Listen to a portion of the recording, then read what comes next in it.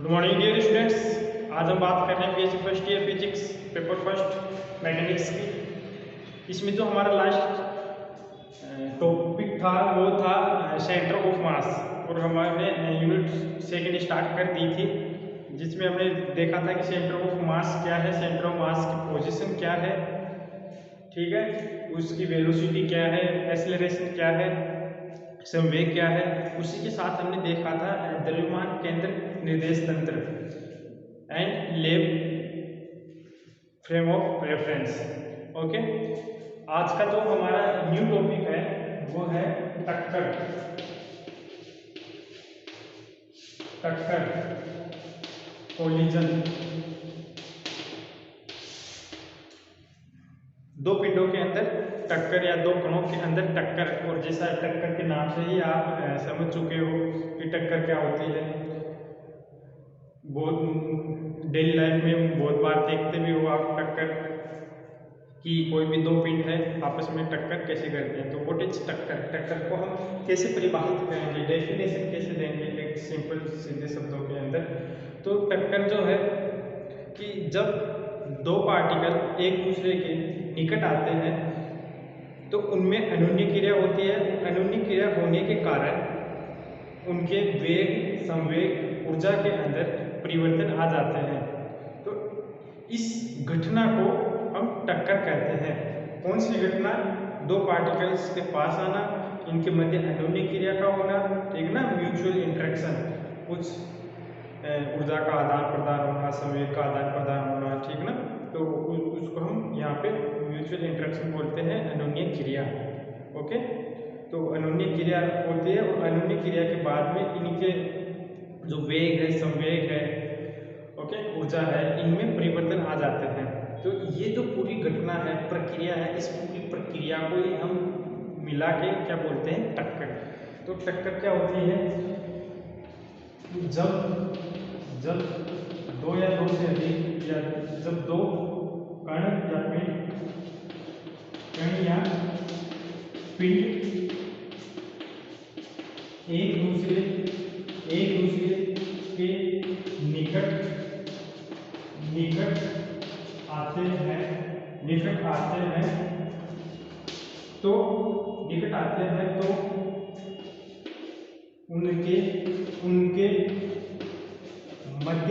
क्रिया होने के कारण उनके वेग, संवेग व ऊर्जा में परिवर्तन आ जाता है, ठीक है ना। जब दो कण या पिंड एक दूसरे के निकट आते हैं तो उनके मध्य अनुन्य क्रिया होने के कारण उनके वेग, संवेग व ऊर्जा में परिवर्तन आ जाता है। ये जो संपूर्ण प्रक्रिया है, इस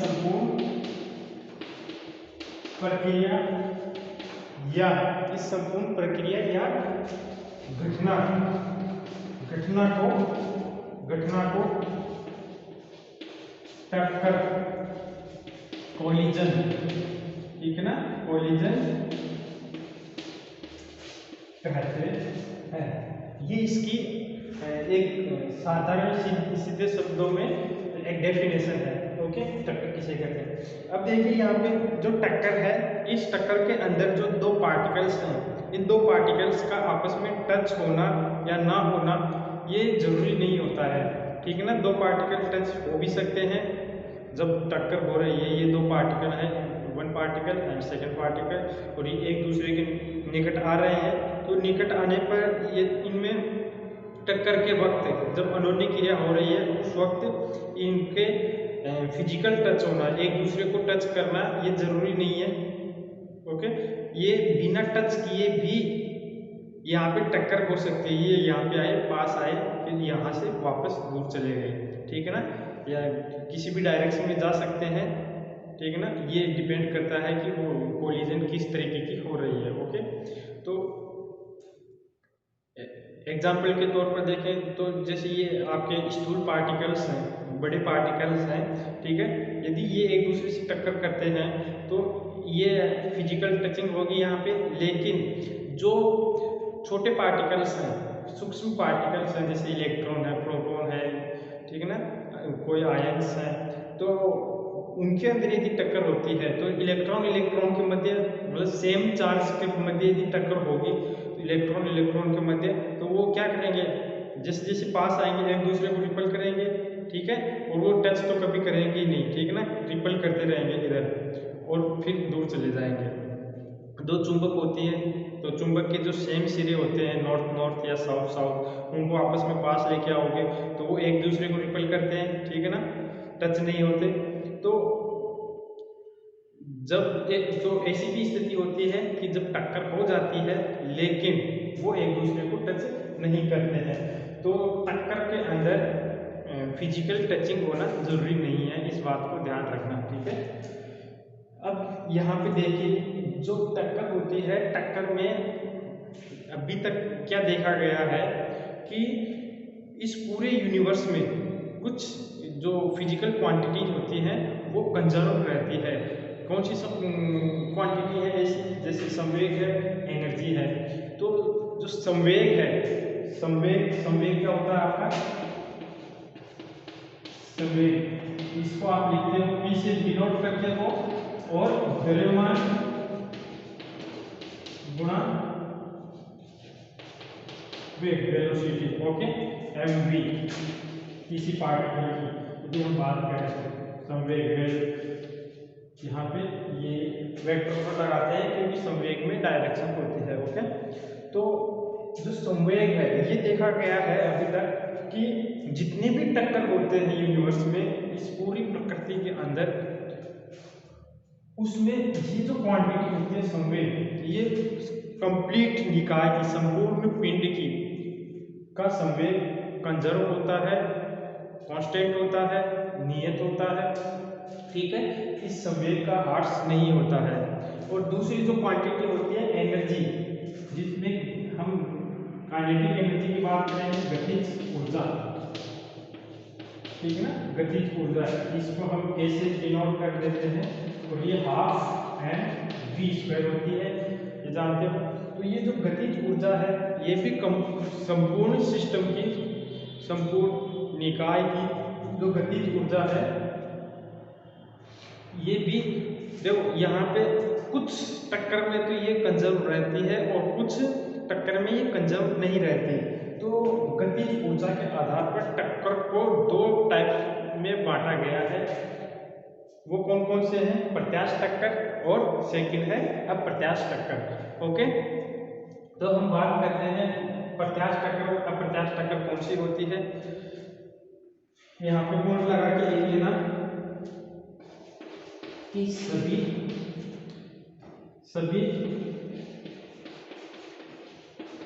टक्करों में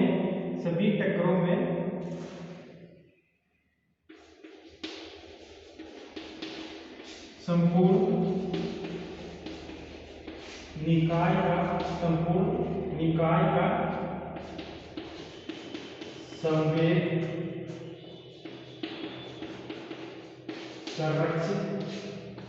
संरक्षित रहता है, ठीक ना, संपूर्ण निकाय का संवेग संरक्षित रहता है। सभी टक्करों में जो संवेग है, संवेग का संरक्षण होता है, याद रखना है इस चीज को, कोई सी भी टक्कर हो, ठीक है। लेकिन जो गतिज ऊर्जा है वो कुछ टक्कर में संरक्षित रहती है और कुछ टक्कर में चेंज हो जाती है, ठीक है।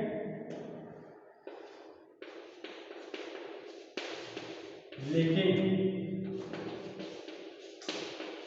निकाय की गतिज ऊर्जा कुछ टक्कर में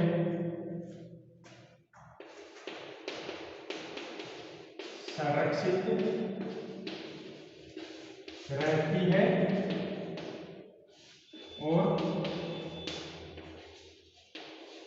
कुछ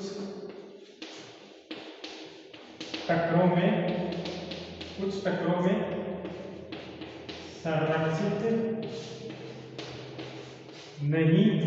संरक्षित नहीं रहती। ओके, जो गतिज ऊर्जा है कुछ टक्करों में तो संरक्षित रहती है और कुछ टक्करों में संरक्षित नहीं रहती। अतः गतिज ऊर्जा के आधार पर टक्करों को दो प्रकार से विभाजित किया गया है। अतः गतिज ऊर्जा के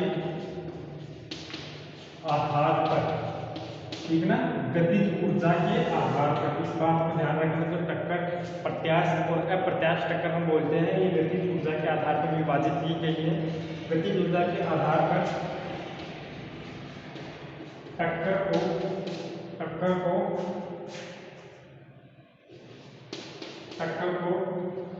दो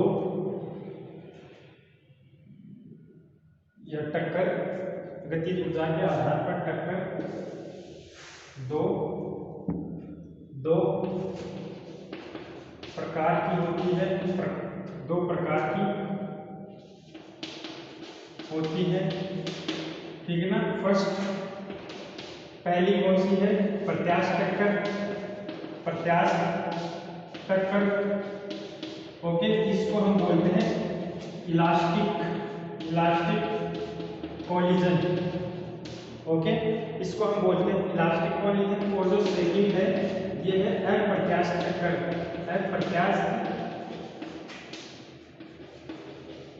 टक्कर। ठीक है, इसको हम बोलते हैं इलास्टिक कोलिजन। ओके, प्रत्यास्थ टक्कर क्या होती है, अप्रत्यास्थ टक्कर क्या होती है, इसके बारे में हम देखते हैं। तो ये गतिज ऊर्जा के आधार पर होते हैं। और जो संवेग होता है, ध्यान रखना, संवेग सभी टक्करों में, सभी कोलिजन में संरक्षित रहता है। ओके, इसको मैं रफ कर रहा हूं।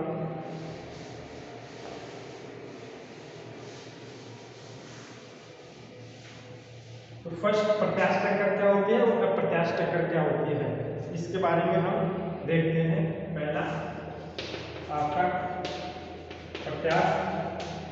प्रत्यास्थ टक्कर। Okay, elastic collision.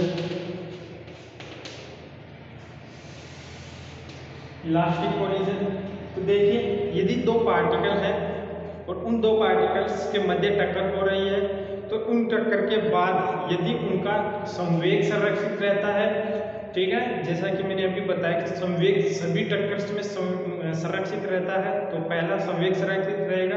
और दूसरी जो फिजिकल क्वांटिटी है वो है काइनेटिक एनर्जी।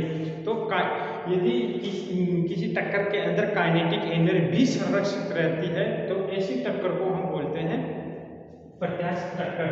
ओके, ठीक है, प्रत्यास्थ टक्कर में लिख लो यहाँ पे, प्रत्यास्थ टक्कर में संवेग व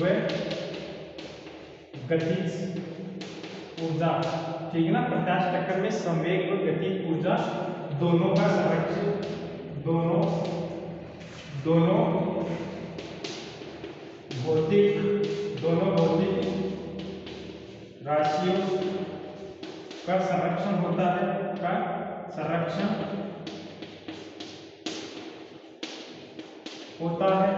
ओके, संवेग व गतिज ऊर्जा। अभी इसके लिए थोड़ा सा हम इसका संरक्षण करके देखते हैं कि किस टाइप की इक्वेशन हमको मैथमेटिकली किस टाइप से हम इसको लिख पाएंगे। ओके, तो इसके लिए हम क्या करते हैं, माना थोड़ा सा ये जो संरक्षण के नियम आए हैं, इसको हम मैथमेटिकली किसी निकाय के लिए किस हिसाब से लिख पाएंगे। तो मान लो कि हमारे पास ये दो पार्टिकल है, ठीक है ना, दो पार्टिकल का निकाय है, ठीक है ना, दो कणों का निकाय है। m1 इसका मास है, इसका मास m2 है। टक्कर के पहले ये एक दूसरे की तरफ गति कर रहे हैं। इसकी वेलोसिटी u1 है और इसकी वेलोसिटी u2 है। ओके, टक्कर हुई, टक्कर होने के बाद ये इस डायरेक्शन में आ गया, ये इस डायरेक्शन में आ गया, ठीक है। तो देखिए यहाँ पे टक्कर के बाद में क्या हुआ, इनकी इनमें म्यूचुअल इंटरेक्शन हुआ। म्यूचुअल इंटरेक्शन होने के बाद ये इस डायरेक्शन में, इसकी जो डायरेक्शन है पहले ये थी और अब ये हो गई है डायरेक्शन, ठीक है ना। पाई से चेंज हो गई है, पाई एंगल से चेंज हो गई है, 180 डिग्री से ये घूम गया इधर, ऐसे ये भी 180 डिग्री से घूम गया वापस अपनी इसमें, तो डायरेक्शन चेंज हो गई। ओके, दूसरा यहाँ पे हम ये मान लेते हैं कि टक्कर के बाद इसकी वेलोसिटी v1 है और इसकी वेलोसिटी v2 है।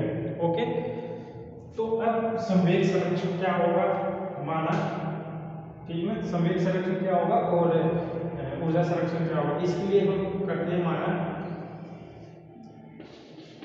द्रव्यमान,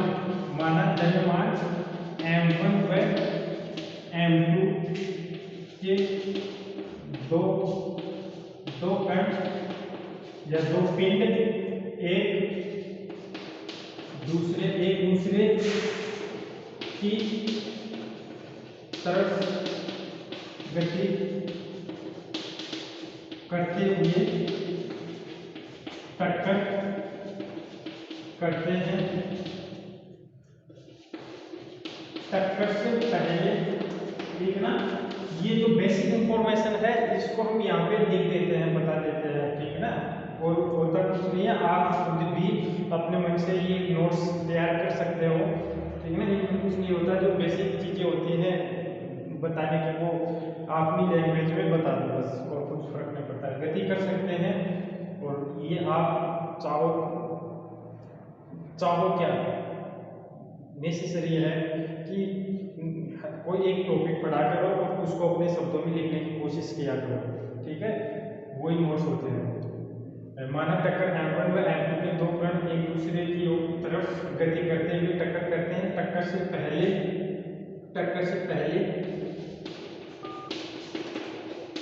कणों का वेग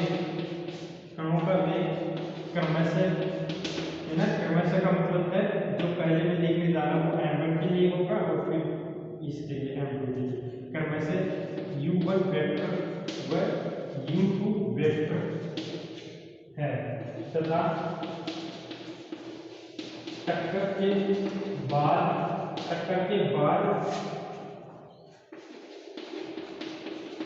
बाद कणों का वेग क्रमशः v1 वेक्टर व v2 वेक्टर है। तो यहाँ पे पहले जो संवेग संरक्षण के नियम से, ठीक ना, संवेग संरक्षण के नियम से। तो संवेग संरक्षण क्या बोलता है, संवेग संरक्षण क्या बोलता है कि टक्कर से पहले कुल संवेग, पूरे निकाय का कुल संवेग, और टक्कर के बाद पूरे निकाय का कुल संवेग ये इक्वल होना चाहिए, ठीक है। तो टक्कर से पहले का संवेग लिखते हैं, तो संवेग क्या होता है, m द्रव्यमान गुणा वेलोसिटी, तो m1, और टक्कर से पहले m1 u1 vector plus m2 u2 vector. तो टक्कर से पहले, ये पहले का संवेग है कंप्लीट, टक्कर से पहले का संवेग, ओके, संपूर्ण निकाय का, ठीक है ना, टोटल सिस्टम का, इंटायर सिस्टम का जो संवेग है ये है, ऐड हो जाता है टोटल संवेग, सिस्टम का टोटल संवेग यदि p है और उसमें n पार्टिकल्स हैं। तो हमने द्रव्यमान केंद्र की जब डेफिनेशन पढ़ी थी तो उसमें देखा था कि संपूर्ण पिंड का यदि उसमें प्रत्येक कण का संवेग p1 p2 p3 ऐसे है, ये योग हो जाता है, ध्यान रखो, ठीक है ना, n तक चला जाता है। तो हमने ये ऐड कर दिया। टक्कर के बाद m1 v1 vector plus m2 v2 vector, ठीक है ना, ये टक्कर के बाद, ये इक्वेशन 1 बोलते हैं इसको। तो ये संवेग संरक्षण का नियम यहाँ पे हमेशा लागू होता है टक्कर से पहले और टक्कर के बाद, ओके।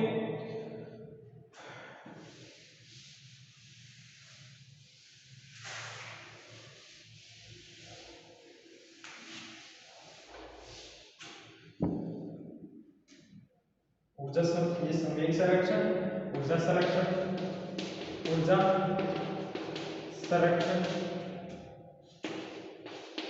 नियम से, ठीक है ना, ऊर्जा संरक्षण नियम से। तो ऊर्जा संरक्षण का नियम क्या होगा, सॉरी, ऊर्जा संरक्षण का नियम क्या होगा, half m1u1 square plus half m2u2 square. ये टक्कर से पहले की ऊर्जा है, ठीक है ना, ये टक्कर से पहले की ऊर्जा है। तो टक्कर के बाद की ऊर्जा half m1 v1 square plus half m2 v2 square, ठीक है।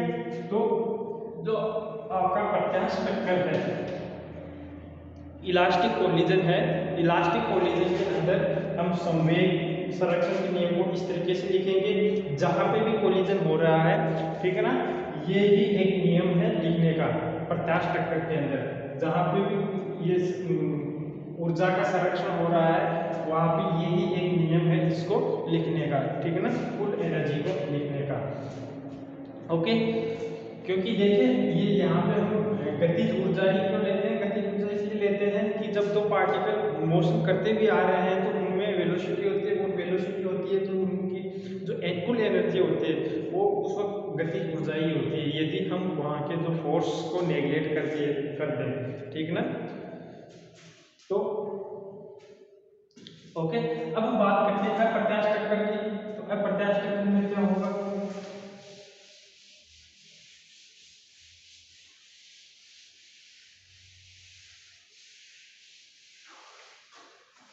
सेकेंड अप्रत्यास्थ टक्कर, ठीक है, in elastic collision, in elastic collision, ठीक है, इन इलास्टिक कोलिजन।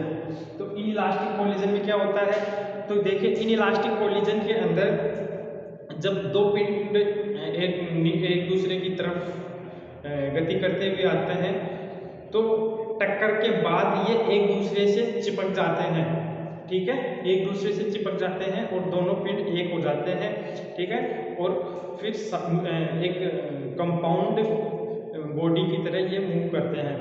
ओके, एक साथ प्रत्येक जगह एक साथ मूव करते हैं, दूर दूर से आए, ठीक है ना, टक्कर किए और टक्कर करने के बाद वन पिंड बन जाता है, ओके, और इनकी वेलोसिटी v हो जाती है। यदि इसकी वेलोसिटी पहले u1 थी, इसकी u2 थी, तो टक्कर के बाद इन दोनों की वेलोसिटी, दोनों की एक वेलोसिटी होगी, वो v होगी।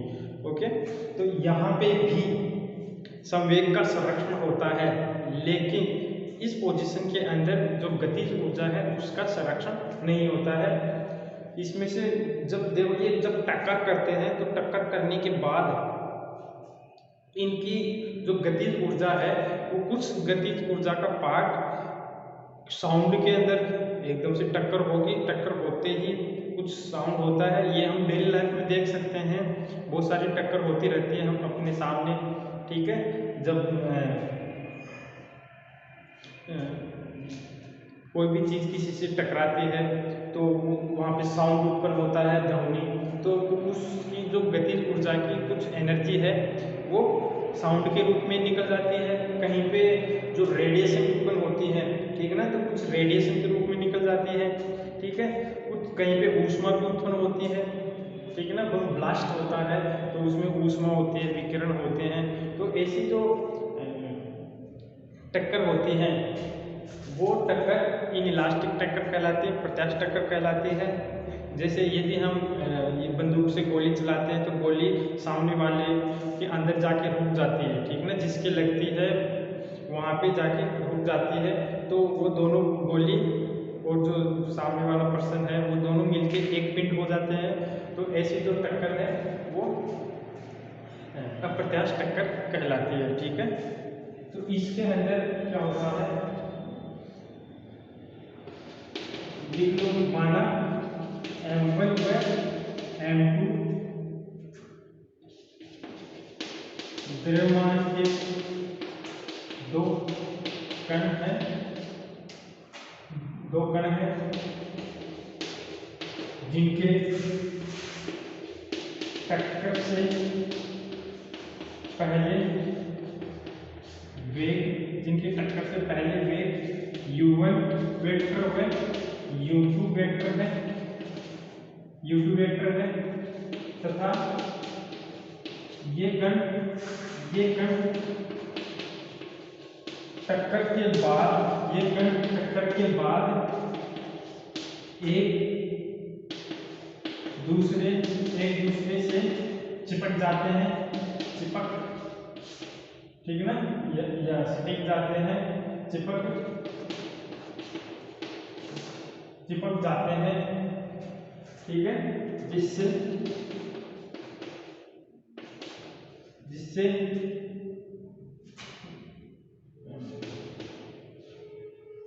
संपूर्ण पिंड, ठीक है ना, दोनों कणों से मिलकर जो अब नया पिंड बन गया, ठीक है, नया निकाय बन गया, तो संपूर्ण पिंड का वेग v हो तो, ठीक ना, जिससे संपूर्ण पिंड का वेग, ठीक है ना, ये टक्कर के बाद की बात कर रहे हैं, इसमें कंफ्यूज मत होना, इससे संपूर्ण पिंड का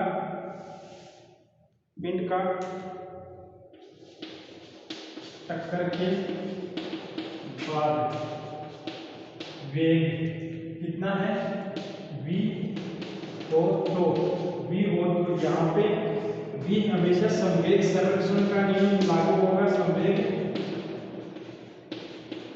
संरक्षण के नियम से, तो देखिए यहाँ पे संवेग संरक्षण टक्कर से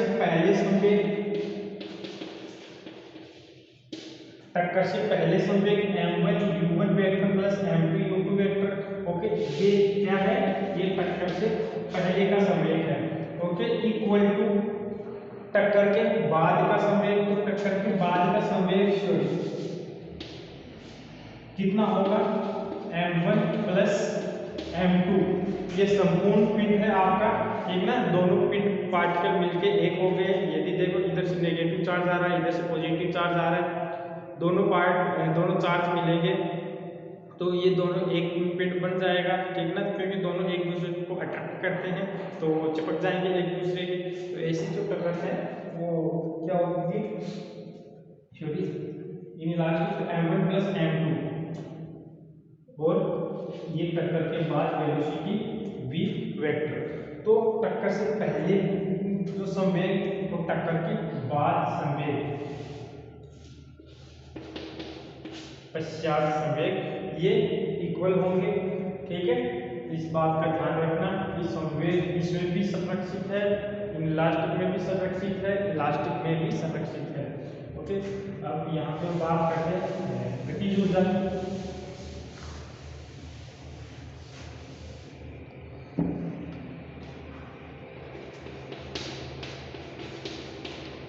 गतिज ऊर्जा के संरक्षण नियम, ओके, यहाँ पे टक्कर से पहले गतिज ऊर्जा कितनी है, हाफ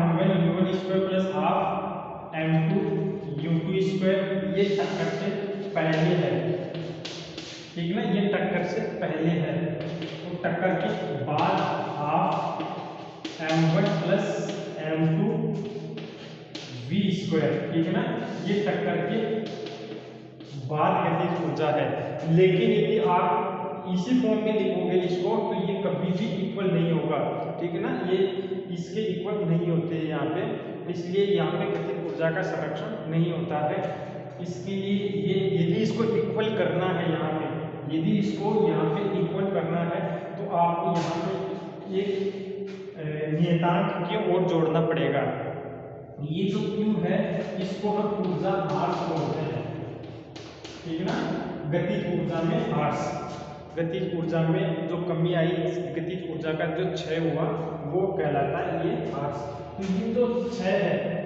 ठीक है ना। ये जो क्षय है ये कई कारणों से हो सकता है, रेडिएशन से हो सकता है, जो विकिरण होती है आपकी, ठीक है ना, विकिरण विकिरण निकलती है रेडिएशन, उनसे हो सकता है, साउंड ध्वनि, ठीक है, जब दो पार्टिकल टक्कर करते हैं तो वहां से आवाज निकलती है, ठीक है ना, साउंड निकलता है, तो उस ध्वनि में वो जो गतिज ऊर्जा है चेंज हो सकती है, ठीक है। मोटे मोटे तौर पर हम ये देख लेते हैं। और क्या हो सकता है, ऊष्मा हीट, ठीक है, टेम्परेचर हीट, ऊष्मा भी निकलती है, देखते हो चिंगारियां निकलती हैं, ठीक है, ऊष्मा वहाँ पे गर्म हो जाती है चीजें, तो ऊष्मा, तो जो गतिज ऊर्जा है प्रत्यास्थ टक्कर के अंदर गतिज ऊर्जा इन चीजों के कारण हार्स हो जाता है गतिज ऊर्जा का, ठीक है, तो जिसके कारण ऊर्जा का यहाँ पे संरक्षण नहीं हो पाता। तो ये है आपकी अप्रत्यास्थ टक्कर। तो आज हमने देखा कि टक्कर क्या होती है, जब दो पार्टिकल एक दूसरे के नजदीक आते हैं तो उनमें अनोन्य क्रिया होती है, अनोन्य क्रिया होने के कारण उनके वेग संवेग ऊर्जा में परिवर्तन आ जाता है, इस घटना को हम टक्कर कहते हैं, ठीक है। टक्कर इस पूरे यूनिवर्स में जितनी भी टक्कर होती है उन सभी टक्कर के अंदर जो संवेग होता है वो संरक्षित होता है, जबकि जो गतिज ऊर्जा होती है वो कुछ टक्करों में संरक्षित रहती है और कुछ टक्करों में संरक्षित नहीं रहती है। तो गतिज ऊर्जा के आधार पर टक्करों को दो भागों में बांटा गया है, पहला प्रत्यास्थ टक्कर, दूसरा अप्रत्यास्थ टक्कर। ओके, तो जो प्रत्यास्थ टक्कर है उसमें संवेग और गतिज ऊर्जा दोनों संरक्षित रहती है, और उनको जो लिखने का तरीका हमने देख लिया है। और जो अप्रत्यास्थ टक्कर है उसके अंदर संवेग तो संरक्षित रहता है लेकिन गतिज ऊर्जा संरक्षित नहीं रहती है। ओके, तो ये आज का हमारा टॉपिक था, इतना समझ में आया होगा। आज के लिए इतना ही, और नेक्स्ट लेक्चर में देखते हैं। ओके, धन्यवाद।